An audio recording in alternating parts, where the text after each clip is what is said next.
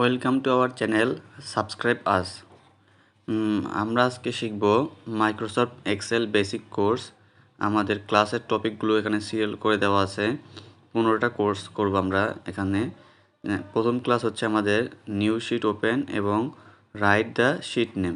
চলুন আমরা প্রথম ক্লাসে চলে যাই। প্রথমে আমাদের ল্যাপটপ অথবা ডেস্কটপ ওপেন করে নিতে হবে। তারপর আমরা আমাদের ল্যাপটপ অথবা ডেস্কটপের সার্চ বারে চলে যাব, যেটা আমাদের ল্যাপটপের হাতের বামে কর্নারের নিচে থাকে। আমরা এই যেখানে দেখা যাচ্ছে, এখানে আমরা লিখব এক্সেল, EXCEL এক্সেল। আমরা এই এক্সেল লিখলে লেখার পরে আমাদের সার্চ বারের টপে দেখা যাচ্ছে যে এক্সেল অ্যাপটা চলে আসে। এই অ্যাপটা আমরা ওপেন করব। ওপেন করার পরে আমরা আমাদের ফাইলের একটা নাম লিখব।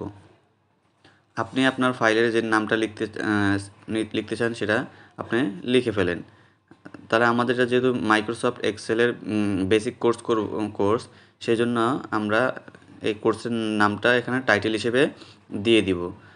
টাইটেলটা লেখার পরে আমরা এই টাইটেলটা কপি করে নেব, যাতে এটা আমরা ফাইলের নামটা দিতে পারি।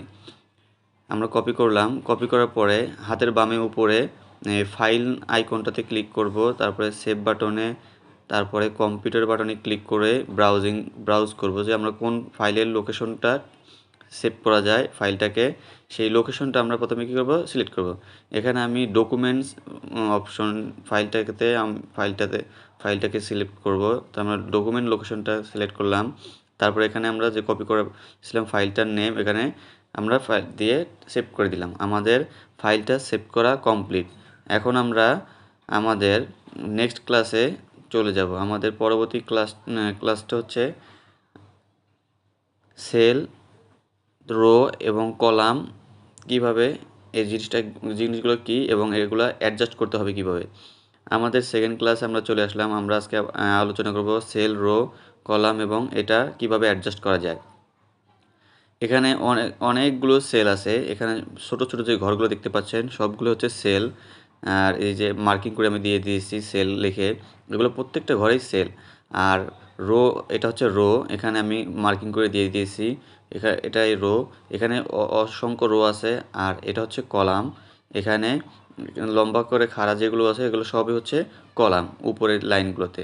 এখন আমরা এই কলামগুলোকে ছোট বড় করব কিভাবে সেটা আমরা আপনাকে দেখাচ্ছি। উপরে যে কলামের টপে দেখা যায় একটা হাতের ডান পাশে এই ড্র্যাগ করব, এই দাগটাকে রেখে ড্র্যাগ করে আমরা ডানে বামে যতটুকু প্রয়োজন আমরা কি করব, ছোট করে নিতে পারবো।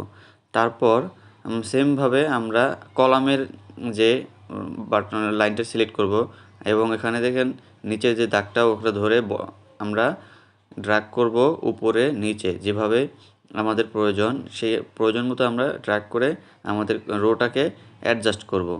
এখন আমরা আমাদের রো ইনসার্ট করার প্রয়োজন পড়লে আমরা ইনসার্ট মানে হচ্ছে যুক্ত করতে হবে। আমাদের এখানে দুইটা রো এর লাইন আছে, আমরা রো লাইনের মধ্যে কী করব, আরেক দুইটা রো ঢুকাবো।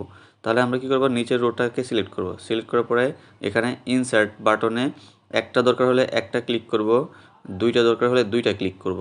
এবং সেমভাবে আমাদের যদি কোনো রো না প্রয়োজন হয় তাহলে আমরা কি করব, এখানে যেই রোটা দরকার নাই ওই রোটা আমরা কি করব, সিলেক্ট করব। তাহলে আমরা রোটা একটা সিলেক্ট করলাম। এখন আমরা এখানে ডিলিট বাটনটায় ক্লিক করব।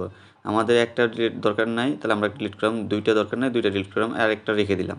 এখন সেমভাবে আমাদের যে কলাম আছে কলামের লাইনটাতে আমরা চলে যাব। এখানে দুইটা কলাম নিয়েছি আমরা। এখন কলাম আমাদের টপে দেখেন, টপে যে ডব্লু এগুলো সিলেক্ট করা আছে, আমরা টপে যাব।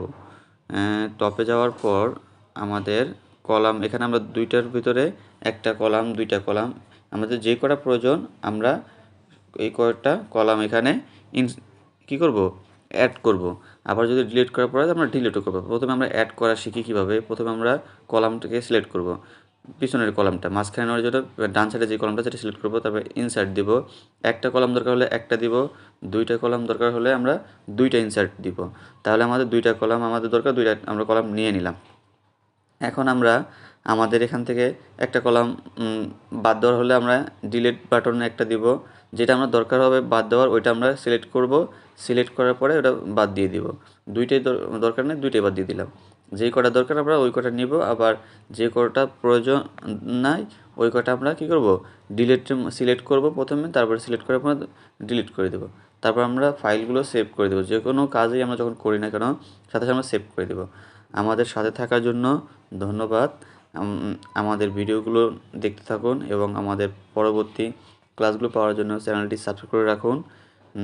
আজকের মতো এখানে শেষ করছি। আল্লাহ হাফেজ। আমাদের সাথেই থাকবেন। ধন্যবাদ।